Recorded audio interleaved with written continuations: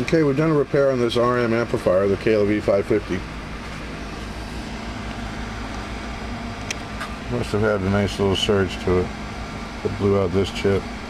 There's a big transistor on the bottom side of this board, chip 142. It took that guy out, and it took out both of these pills.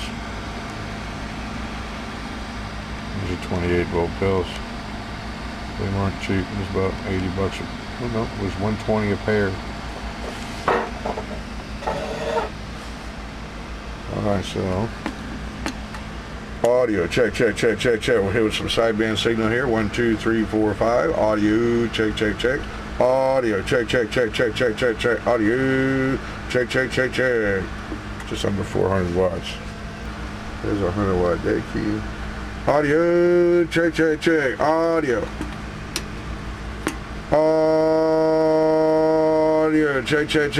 check. Audio 1, 2, 3, 4, 5. Audio check. Audio. All right. See ya.